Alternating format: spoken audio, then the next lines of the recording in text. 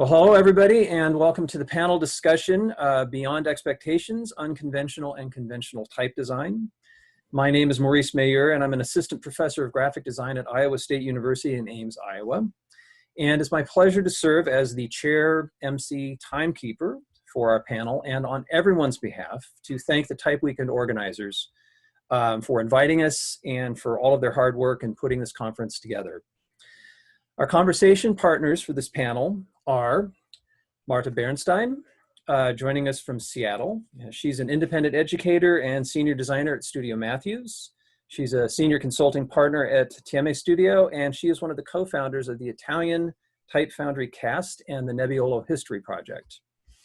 Paul McNeil, joining us from London, is a typographic designer, educator, and author, notably of The Visual History of Type, which was published by Lawrence King in 2017. Laura Meseguer, joining us from Barcelona, is a freelance graphic and type designer, the founder of the Typotones Foundry, and along with Cristobal Enestrosa and Jose Scaglione, she's a co-author of, it appeared in English as How to Create Typefaces in 2017, but was originally published in 2012. Among many other activities, Laura is a board member of A-Type-I, and she and Marta are both among those responsible for alphabets.org. Hamish Muir, also joining us from London, is a graphic and typographic designer who's a co-founder of the London design studio 8VO and co-editor of the studio's more or less eponymous journal, Octavo. And of course, he and Paul are together the design studio and Type Foundry, if they'd accept the label, Muir McNeil. And finally, Ellmer Stefan, joining us from Oslo, is an independent type designer, historical researcher, and lecturer. He's the founder of the Type Foundry and a frequent collaborator on type design projects, notably with Johannes Lang, with whom he also conducts ongoing research into non-alphabetic typographic forms at nonalphabets.no. So our panelists are all writers and educators and active type and typographic and graphic designers, and they're going to be talking today, again, about conventional and unconventional type and typographic design. And I'd like to start the conversation today by asking our panelists in turn to help map out the terrain of our conversation by asking them what differences between the conventional and the unconventional are worth attending to today in type design and typographic landscape, and how have those distinctions changed over time? So who'd like to start us off?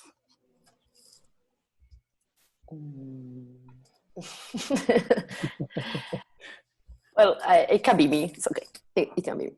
Well, I have been hello everybody.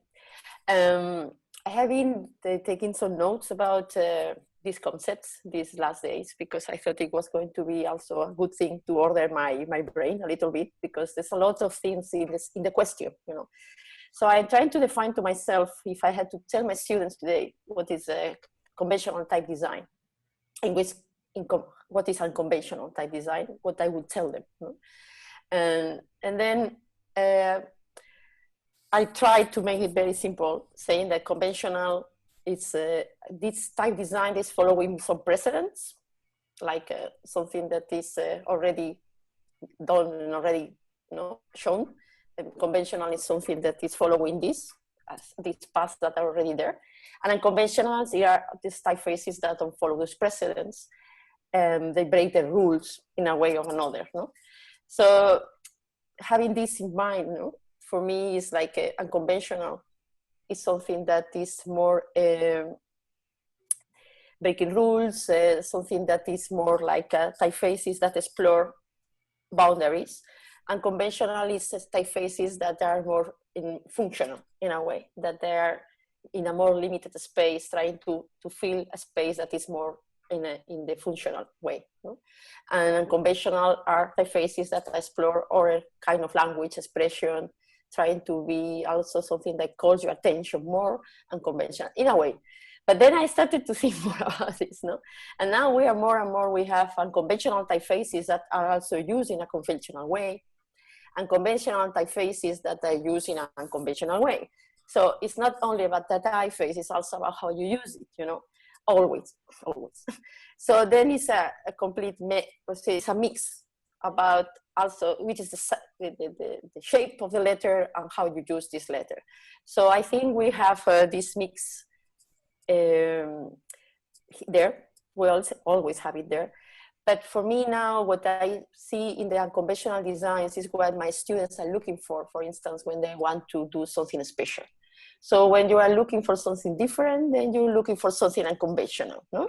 And when you are looking something more serious and sober, then you look for something more conventional, no?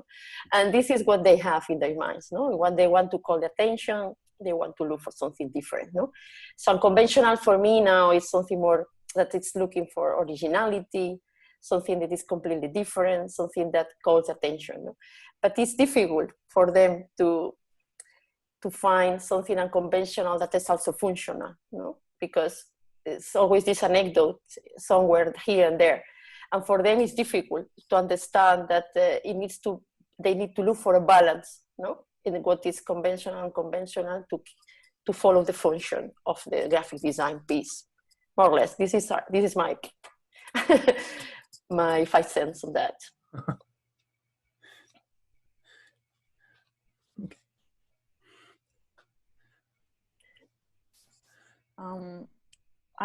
Hello everyone. I agree totally with this. I was also sort of struggling because with the definition, because sometimes instead of unconventional, the word experimental is used. Though I think unconventional, it's a better word because somehow implies that you know the conventions and you're trying to break some. So it's more from the type design point of view, while also I'm thinking of my students when they do experiment with letters, they don't necessarily experiment with the identity of letters or what the tools, the elements that you would use with letters, but more as an approach with graphic designers, changing letters, which is also interesting, but those are sort of two different things that are quite difficult for me to also explain to students that don't know what type design is.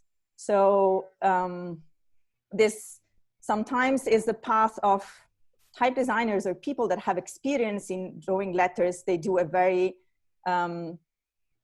conscious experiment, knowing what are the conventions or what's the also not necessarily the visual features, but also the process can be unconventional and the result can be conventional. There are so many different aspects in designing letters or designing typefaces that can be conventional or unconventional.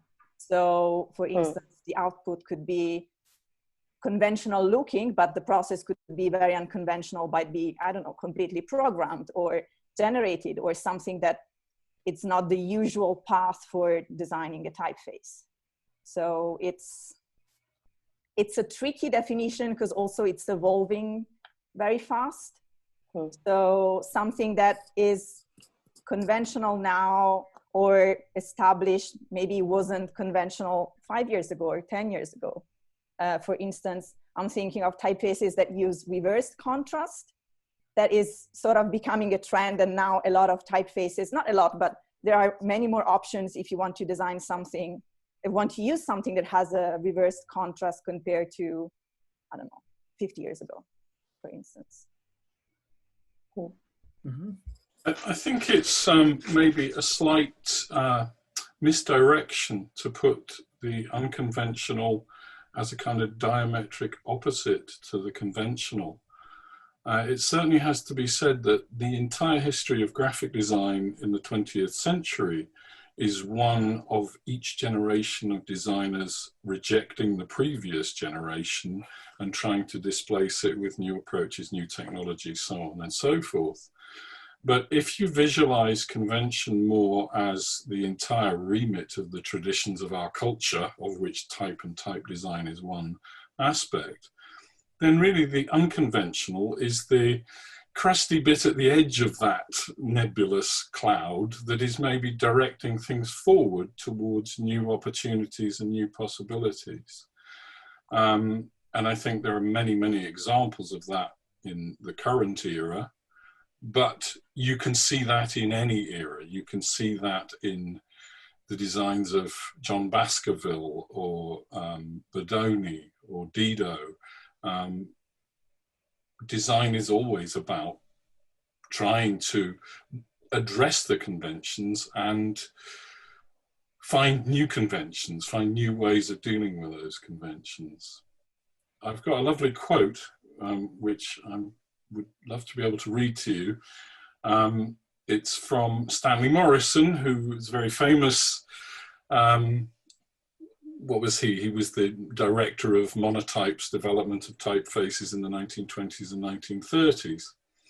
And I don't know when he said this or in what context, but he said, what they call originality is achieved by getting down to the root principle underlying the practice. From that origin, you can think your way back to the surface where you may find you're breaking untrodden ground. And to my mind, that is all about the depth and resolution of being able to interrogate convention, address convention, and then drive things forward as a result of your understanding of that. Fantastic example in very recent days is the new typeface from Chris Sowersby of Klim, typeface called Signified, which works entirely with Bezier structures to create something that at readable sizes looks absolutely meticulous and perfect, but at large sizes exposes its construction method in a very clear and articulate way. And there are many other examples as well, but I won't go on, it's somebody else's turn.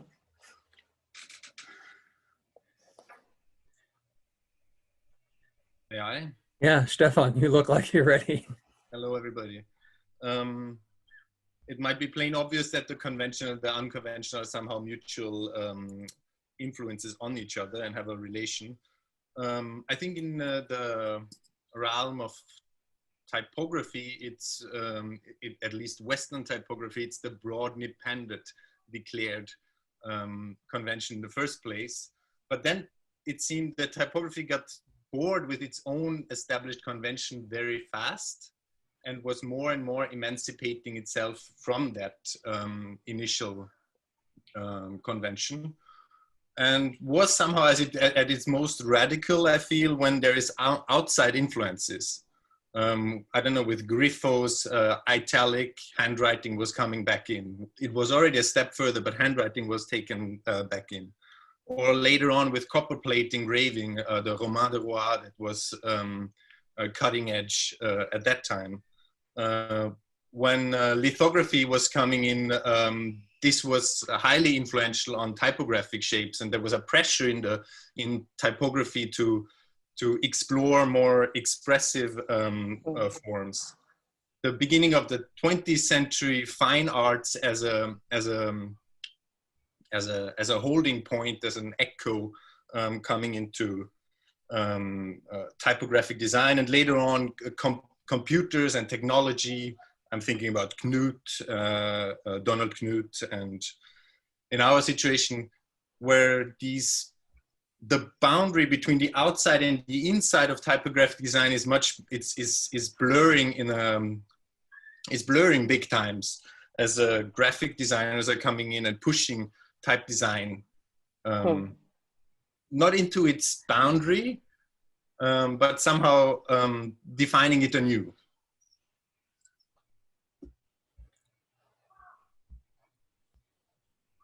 I quite agree with you, Stefan, and I think that a lot of what you're talking about is to do with the ways in which new materials and new technologies afford new thinking. Very often they go hand in hand with changes in ideology. The one thing you didn't really mention is the enormous transition that happened in the late 1980s, early 1990s with the advent of personal computing. Those are some of the most cutting edge things that have ever been done, in my opinion. And nowadays we sort of ignore them because they've become those kind of retro Susanna Lischko, Barry Deck, that sort of thing, you know. But it's definitely a huge contribution to the way in which ideas drive forward, for sure. Cool. Hamish, I think you wanted to step in.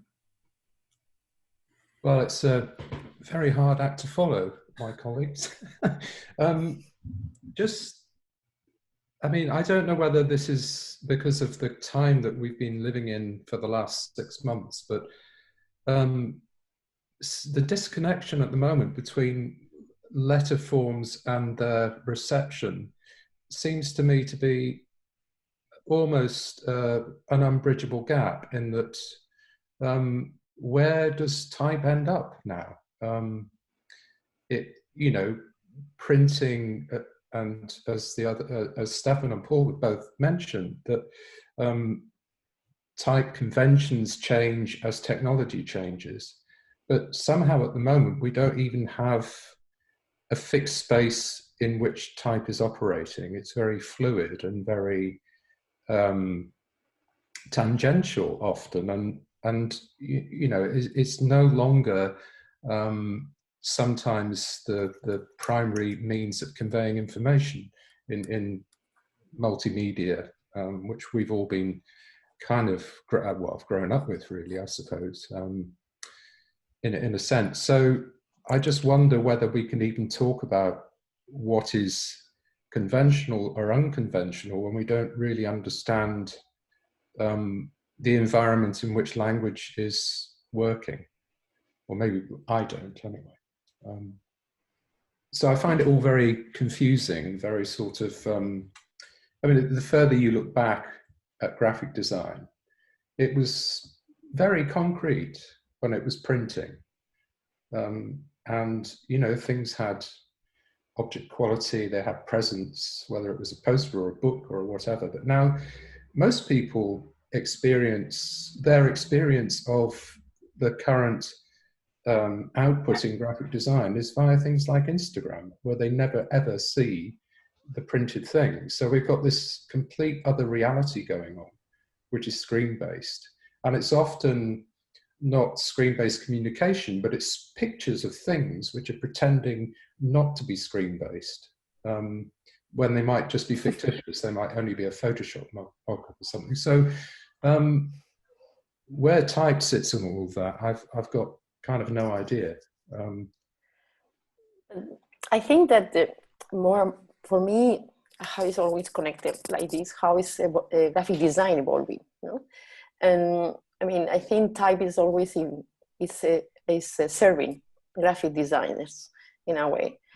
So what we see now in design is more and more this idea of motion. So motion seems to be the next thing in graphic design, like everything needs to be motion. And if it's not in motion, it's not there. It's this thing, no? Especially because, for instance, it started in Instagram, actually. I may be wrong, but in Instagram, in a moment, everything was plain. And then when something was moving, it was calling the attention, So now movement is becoming more and more normal in branding, for instance. So we are now talking about brands in movement, branding in movement, And it's something that is implemented also in the graphic design education as well. How to move your logos, how to animate your branding, how to make campaigns that the messages are moving around. So I think that now, because of movement, there will be a moment that everything is moving, and then you cannot see anything anymore, and then you need to be, everything is being static again. I think it's going to happen for real. And then, so we were talking recently about virtual reality, and typefaces for virtual reality, that is something that is not implemented at all, and it's really, so technology is always there, and graphic designers are mostly the ones who implement technology. So typefaces are serving graphic designers. And now we are always following these needs, So which typefaces are easy to move in a motion? How do you do it? And actually variable fonts is what people are mostly applying, even in motion.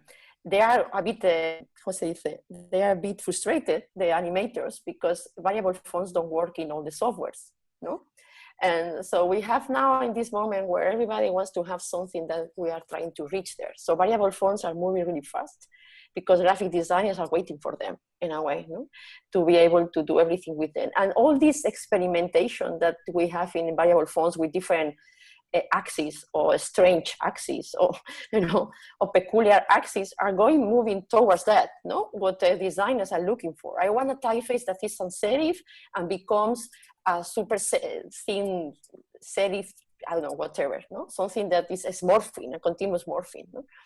And I think we are there now. But what I'm always observing is that it's this idea of what is the concept, no? So for me, it's this thing about how to put together the graphic design project with the concept and how typefaces serve the concept, no? And what I see now, this is a lot of experimentation just in tools, no? Like moving around things, let's put movement, but you know, and I think that we are in a moment that, because you were saying that because of COVID and all these things, we are maybe a bit stuck, or like, yeah, but I think at the same time, people are taking time to experiment with things they never did before. And they are trying to find things that are making them a bit different in a way. But for me, for instance, I always talking about Dwiggins, because yeah, I'm super fond of Dwiggins, and who is not fond of Dwiggins? Maybe this is the other question, no? So all these things he was doing these experiments manually. So I mean, it was the concept was there, no? How things look. We're talking about signifier, and this that is very functional in small sizes, and when it's big, you see it in another way. So Dwiggins was doing the same thing already, you know. So the concept was already there, no? The thing is how different people develop the same concept. This is something that it really, really amazed me, you know. Same concept, how different type designers or graphic designers put it in a different way. So what I want to say is that it's a lot of things going on, and technology facilitates exploration. And now more and more people are able to explore different ways. And what I find now is that people are more into a expressive time. I see this thing of looking for expression more. I mean, I'm saying again because of my students, also because maybe I'm more in this side, like expressive design. But I see more and more my students trying to be more expressive and trying to be more emotional, you know, in design. And all these things of movement and straight shapes and all these things seems to serve them better. But always thinking about graphic design. I mean, I don't have any student that are creating type design only for, you know, without a concept behind. And I think this has been always the same, you know. But now it's bigger, so it's much bigger. And then they need to try to, you know, find their own way. But everybody goes to the same way. Now you were talking before, Stefan, about reverse. Marta, you were talking about reverse contrast. And but now for me, the new thing, or sort of new, is that, okay, let's make grotesque typefaces, but all the grotesque look the same, but try to find the detail in the grotesque. So how to change tiny details. So how to carve a little bit the tail of the R, how to make a bit longer the tail of the A, you know, but it still being a grotesque typeface, no? Because this is sort of trend. So I don't know. I think there's a lot of people doing a lot of stuff. We have more type designers than ever. No? And trying to make something original and different is quite challenging. No? So this is why when you have a concept behind, I think it's much easier, and originality can be there as well. It can be there just because of the concept. It's very original. No? I think since all of us on this panel are involved in graphic design and visual communications, we do see it from within that framework, and we do look at all these details and understand them with interest, but within a wider cultural frame, I think there is a complete rejoinder to everything that Hamish has been saying and Laura has been saying, which is summarized beautifully in a quote that I found the other day. I'm sorry, I've been finding quotes because I have no original thoughts. I just find other people's thoughts. This is from Derek Birdsall, who's a very famous English editorial designer, book designer, probably now in his 80s, I would have thought. But he was asked in a profile of himself recently, he says, this is a very reactionary view, but I do think it is quite useful within a wider cultural frame. He says, I can't help thinking that books, and now perhaps websites, are really the proper stuff of design. all the rest is playtime. And it is arguable that nowadays we have a heck of a lot of playtime. We've got more playtime during coronavirus than we ever have. And, you know, graphic design and being unconventional is very much about play, about exploration without necessarily having a scientific attitude towards experimentation. But then again, perhaps the kind of cultural weight of that does still persist in websites that are obliged to communicate corporate information clearly, or books or magazines that are obliged to follow the same laws that they've been following since the 15th century.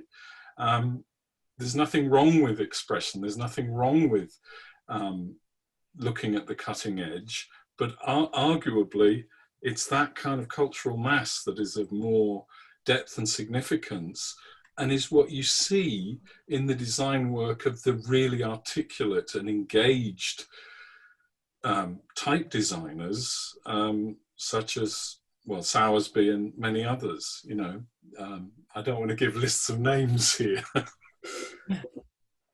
Yeah, it sort of reminds me, Paul, you know, not to drag too much out of the present U.S. electoral context, but I remember in 2016, you know, being warned that electing Hillary would put taco trucks on every corner in the city, and me thinking that sounded more like a feature than a bug. What you were saying about Derek Birdsall's comment, like playtime, sounds great to me. Yeah.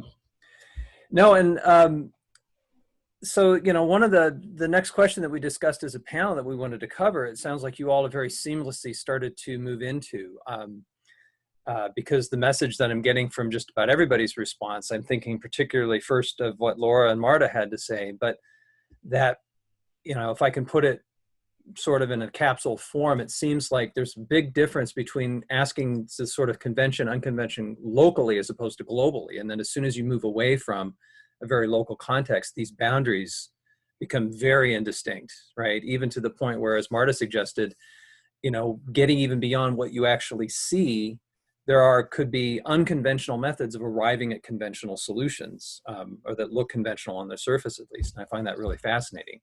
So maybe I want to sharpen up our next question and maybe ask, instead of just simply where do we see challenges between what may locally look like unconvention and convention playing out, where do we see those confrontations being the most fruitful and why? And maybe where do we see those confrontations being less fruitful? And is there a way of maybe reframing those confrontations between unconventional and conventional approaches that might be more productive, if we think of that? And maybe throw that out to the panel.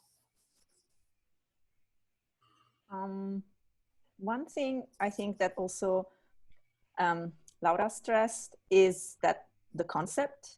I think sometimes I see experiment in letter shapes that are born more out of just experiment for the sake of it, instead of having more of a concept or trying to, I don't know, find something deeper. So the risk that also I'm seeing, again, with students in graphic design is to separate something that is the result of a concept to something that is more just copying or being part of a trend, being a bit more manneristic in the way of the approaches. Because of course, there are, I don't know, interesting, sometimes you just need to go a little bit deeper. I think one of the issues that I see with my students also is because most of what they digest is just a list of images, whatever it's Pinterest or Instagram, there's not much deep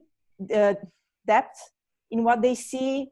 They tend to just copy what they see without understanding much of what generated it. So the process, the concept, so the risk of being, like the bad side of being unconventional and experimental is that it can be just like as a trend and being manneristic, so that if you design a typeface, you have to have something that is different. So that, that to me is sometimes the risk when everything that is digested is without any, I don't know, criticism or ability to analyze and understand what is going on.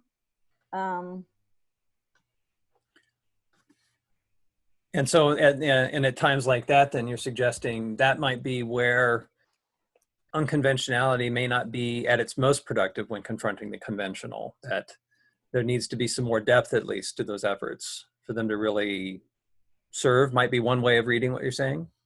Yeah, it's general. I mean, it has happened.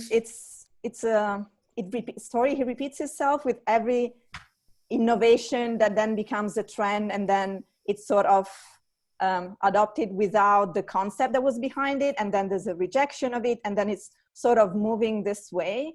And that happened, I don't know, with Baroque and Rococo. The difference was being more mannerist about it. And it's also something that can happen with just copying something without understanding the process or the context that generated it. Because also we have to remember ourselves, as we were saying, that graphic design or design does not happen in the vacuum. It's the product of the current times. So that's also something that needs to be understood, that if everything is contemporary to us now, students just see things that were designed yesterday or 200 years ago, and they don't see it as something different, but they were the result of very different societies, very different trends, very different attitudes. So that, I think, is one of the challenges of our current times. The concept part is, I think, is key, so that unconventional experimentation don't get lost into just doing something nice or visual without a concept behind. Stefan, did you want to speak to that point? Yes, I don't want to deny typographic design its artistic value, but I still think that it's an economic discipline, that you have to have economics in mind when designing. And there is this dilemma also working on custom type projects, that people ask you, or people, mostly graphic designers, ask me in this case, as I speak from my example, to design something that is very conventional, but has a certain kind of character that makes it unconventional. And I feel that is a very superficial attitude, also what Laura and Marta said before. And that maybe it's this confrontation of context, where it is used and where it comes from, that is a more fruitful, confrontation. I was thinking in preparation once again about the London Olympics. This was 2016, was it? This black letter-like style from Gareth Haig, was it? Elias? That was having such a big exposure. It somehow did more for unconventional type design than anything that is underground and just exposed to an audience that anyway is already on the edge of itself, if you understand what I'm saying. So it's the context and the text, and this clash, I feel, is happening more active. Do you feel it was received favorably, Stefan? Here in this house, yes. Okay. Yeah, also here. I mean, maybe for you that you were in London, you thought it was a terrible thing, but from here it was seen as a way of trying to find something different, but it's still working, you know? I think most of Gareth Haig's typefaces seek to do that, but many of them are a great deal better than what he did for the London Olympics. Yeah. That's my personal opinion. He's a really insightful and innovative designer who lives about 5 miles away from me, so he'll be around my house later tonight. Breaking isolation, apparently. So, but what I'm hearing from Marta and Stefan is that a lot of whether or not that confrontation is going to be fruitful or productive or not has a lot to do with the context in which it's occurring, but also the concepts behind them. And that there could be a superficial way of that confrontation happening that isn't, and I suppose we would need to talk about what does count as fruitful, right? But there'd be a superficial way of that encounter happening, and a deeper, a more thought out confrontation too. What about the rest of us? When do we see these confrontations producing something worth attending to, something that advances type design or graphic design or both? When do we see it maybe interfering? One of the points that the panel had talked about in preparing for our conversation today was taking specifically a look at the role of educational programs. And I wonder if, based on at least a few things that Marta said, I wonder if it's worth spending some time, at least for a minute, thinking about how this confrontation is framed or posed by educators to students who are learning how to do type design or learning how to do graphic design. Is there choices that I will say, could be making that could kind of encourage a more fruitful way of letting the unconventional and the convention come together? Yeah, Hamish. Oh, you're on mute. Sorry. I think it depends at which level the students are. A lot of my teaching experience has been to do with introducing the basics to, first and second year students, basic typography, design systems, color, that kind of thing. And it's amazing how unfavorably those sorts of core activities and disciplines are viewed by the management hierarchy generally. It's like they're already graphic designers. They've already got their subscription to Creative Cloud, All they want to do is to be given projects and to make things. So I think it's one of the biggest challenges is to get people to look at the core basic things to do with visual communication, graphic design, typography, and type design. And I don't know, maybe it's because of technology, it probably is, but, and everyone has the means to produce communication, visual communication, even when they arrive at university, whereas, in my day, when it was a mystery, how do things get printed? No one knew. And you gradually learn that, you had to take a lot of care and a lot of time and work with a big team of people to get anything printed. So I'm losing the thread here slightly, but just to those essential things, those questions of the way that communication is modulated through alphabetic form never change. As long as we're reading the written word, they never change. And yet it seems at the moment that in my experience, and perhaps it was my perception only, that it was being ignored and not addressed at all.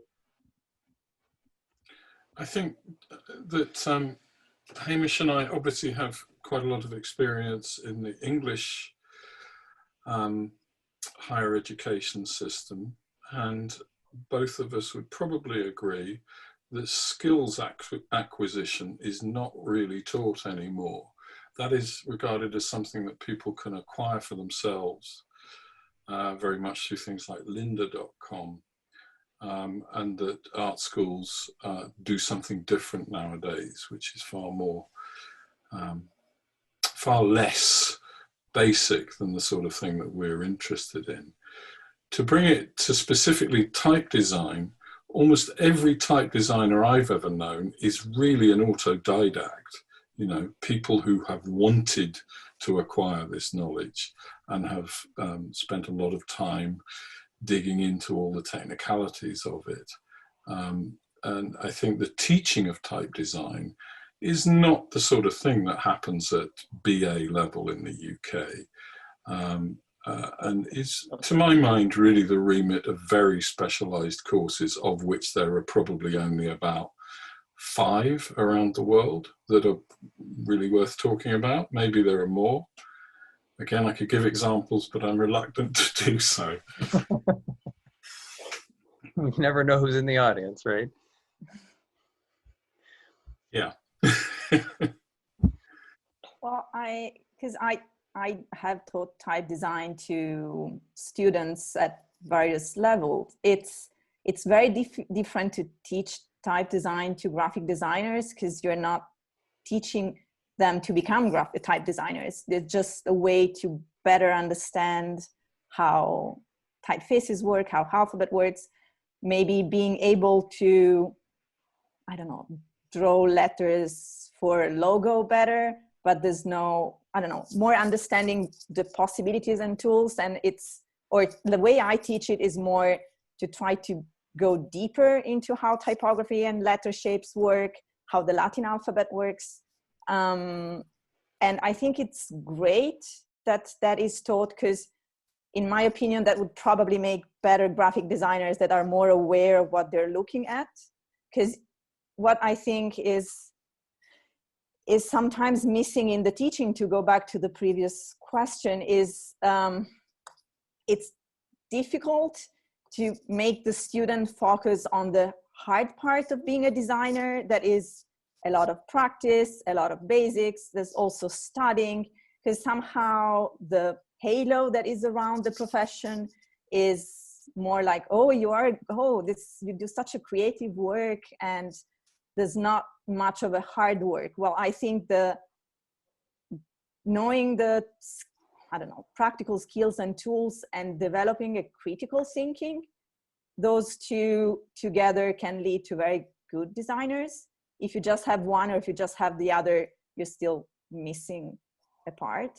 And sometimes the critical thinking, I think, is what is the hardest in the educational system at the moment, because also, I don't know, students want to make things that will get likes on their portfolio or their Instagram. There's not, which is understandable, of course. It's a tough word out there, but sometimes it's not maybe the best way on the long term. I don't know, I have a feeling that, I don't know, I'm teaching different things. I'm teaching type design, I'm teaching typography for editorial design as well. So it's very nice for me to do both, because then I can, you know, and I always tell the students of type design that even if they are not becoming type designers, because a lot of them, after 1 year of course, they decided I don't want to be a type designer. This happens, you know, because they think too hard, and you need to be too focused, and, you know, it's not easy. Actually, from all of the students we have in the last 10 years, 8 of 9 people only became type designers. You know, they were there by curiosity to understand how type design works, and but all of them became better graphic designers. I'm sure of that. They learn how to look at typefaces. They learn how to distinguish one good typeface from another. They learn how to use type in a better way. So for us, this is one of the main goals. No? But I think the role of teaching is open windows of knowledge, you know. So, and they have to understand to look at other things. So my experience, for instance, when I was in type media as a student, it was, of course, amazing. I can't say anything bad about it, but I will remember all my life when they told us, we're not going to teach you to be type designers. We are going to teach you how you can become a type designer. You know, like, and this goes through the tools. So it was not the goal to make of you a type designer, only showing you the tools, how a type designer is formed, you know, and then you have to choose your own way. So for me, the imprint that this had on me is really strong. So there were 2 very big imprints. One was this, about the tools and the use calligraphy, because I never did calligraphy before, understanding the structure, everything from the beginning. So for me, is when we learn about history and social aspects, and then you can have a better knowledge of everything, and especially what you are doing. But the problem we have is time. You know how happens for you, but schools, they want to put so many things in 1 year. You know, I'm teaching in masters now. I'm not teaching in BAs, and and they want to put everything, a knowledge of 5 of 10 years in 1 year, and that's impossible, you know. And for me, time is a big problem in education now, because, you know, when, I mean, it happens here in Spain, it's like this. I mean, we don't have masters like type of media or reading or Amianzo, you know, or ECAL, where the student has 40 hours a week to be in the academy to work. Here we only have 12 hours a week with the students, you know, and they have to work much more independently than in the class. You know? And for me, this makes a big, huge difference, you know, because if you have time to practice the tools. If you have time to talk with your colleagues. If you have time to debate with the teacher, you know. But if you don't have all this time, you cannot develop it better. So for me, it's a matter of time as well, you know. And now we are in a moment where everything has to be very fast, you know. Everything needs to be very fast. For me, this is the biggest problem today, that also for us, when you get an assignment of a custom project, either it's a logo or a typeface, it needs to be done really fast. So when you have to have this time, the development of the project, you have to put it inside the time you have, you know. So you cannot be deliberating much more, or etc. No? So I had a big difference with this when we did, for instance, the project of typographic matchmaking in the Maghreb, you know, that it was a full year of development of something that for me was completely new, but is much based on something that I never saw before, as is the Arabic manuscripts of Al-Kandusi. You know? And then when you have this possibility of designing something in an unconventional way, you know, because for me it was to design lighting typefaces coming from Arabic, you know, is when you can go also deeper in your own brain, you know, because there you are breaking something that you are doing in a regular way, the same kind of typefaces, this kind of logos. No? So what I'm trying to tell to my students is they need to book time to do this experimentation, you know, and they are students, and this is the time to do it, you know. They cannot pretend to do super experiments when they are working in the economical world already, you know, because of timing and budget. So I think now when you have these students who are curious, I'm trying also to show them some things that are completely different, you know. For instance, for me, Ellmer is one of these designers I always look at, because he managed to put all these kind of unconventional shapes on letters, you know. And I'm doing this exercise of type cooker that was created by Eric van Vogelen. And it's amazing how students also can do it. The only thing you have to do is to be with the students, telling them you can do it, you know, and you can do unconventional design as well, and you can draw. So for me now, the formula that I want to implement in the coming year is I want to force them to draw more, for instance, because I think they're going too fast into the computer and they are putting too much decisions on the tools, you know, and they don't draw enough. So when you try to understand, to explain the student that drawing is something that they have to go further into drawing, they get more into, okay, looking at all the sources, trying to look at things that are different, or no. I don't know, I'm getting lost. But I think it's more about, education needs to be more about encouraging the student to look for putting more time into it, you know. I had one student this year that he was really like, okay, not doing anything in the weekends and working every week. I mean, we're super happy you are here, but honestly, if you are not working by yourself, it's going to be very difficult, you know, that you do this. And when I was a student, I always was working very hard, trying to find something that I was trying to understand better. So that's it. Here, I'll unmute. So it sounds like basically the consensus is that, you know, one of the challenges that instructors face today, if trying to get their students to deal with, however we define it, a confrontation between the unconventional and conventional, is time. Just being able to make space in the curriculum for it, and to encourage students to make space for it. If we don't want them to simply treat it, as Marta was saying, as sort of just a jumping on social media and picking off trends, to get them to actually engage and do something fruitful with that confrontation.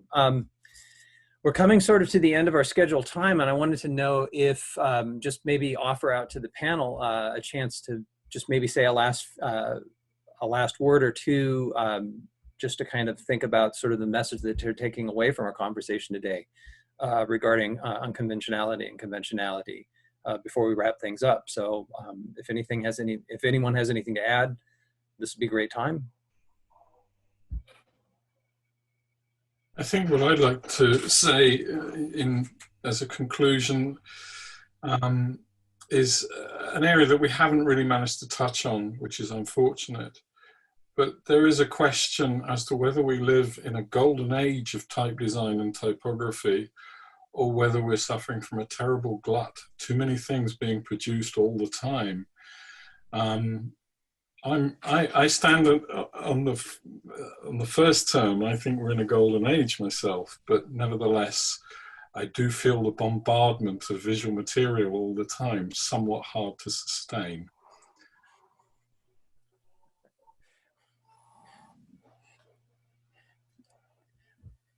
Anybody else? I feel split between those two alternatives myself, Paul. Too many things to pay attention to, but at the same time, a lot of it looks glorious. It's the modern condition. It's not just specific to type design. Yeah. Well, if not, then I'd say that we are at the end of our time together. So we should probably bring things to a close. I just want to say, first of all, Marta, Paul, Laura, Hamish, and Stefan, thank you all so much for taking the time to talk today, for sharing your insights, your thoughts with us. And on behalf of the panel, and we're going to move into a Q&A after this point, on behalf of the panel, though, before that happens, I just want to thank everybody in the audience for joining us. And also, again, to the Type Weekend organizers for inviting us to share this conversation with you. And we look very much forward to your questions.